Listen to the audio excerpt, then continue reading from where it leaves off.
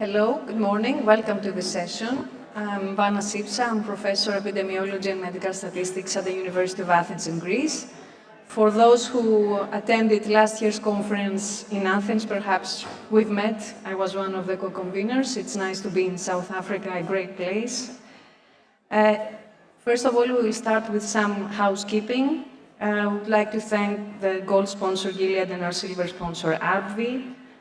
Please make sure that you visit the posters in Hall D, as well as the community village with local and international community organization stallholders. If it's your first time at INSU or you are a new member, join us at the INSU lounge near the registration desk during lunch. If you are from Canada, there is a Canadian meetup hosted by Katie taking place in the discussion place in Hall D during lunch. And the INSU GAM is taking place at 5:30, followed by a surprise during the welcome reception. Okay, so I will pass over to my co-chair, Karin Hatzold, to introduce you to the session. Thank you. Thank you very much for the introductions. Dr. Karin Hatzold, I'm infectious diseases for PSI, and I welcome you to this session. Welcome to Cape Town, my hometown. Welcome to ISSU 2025 and to this session on policy reform. I am co-moderating this session, and we have our first session with two presentations, and then we have a panel discussion that will be led by Alison Ritter, whom we will call to the podium afterwards. So a couple of framing remarks for this session.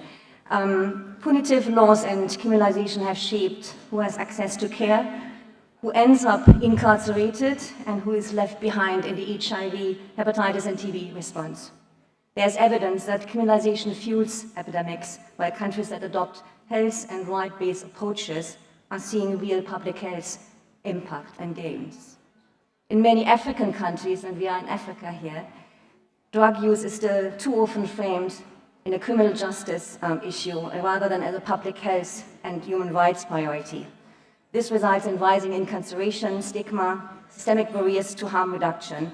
But we also have witnessed very recently important shifts. Countries are beginning to decriminalize, to scale up opioid agonist maintenance therapy, and to integrate harm reduction into national HIV and hepatitis strategies.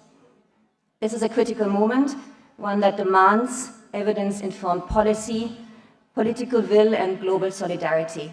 And the two presentations that we will hear today, this morning, speak directly to this dynamics. The first highlighting the extraordinary concentration of risk and disease amongst people who are incarcerated, and the second one showing how fragile harm reduction financing witnesses in the earlier this year can directly impact HIV and hepatitis C transmission. Together, they make a compelling case for drug policy reform as a public health imperative.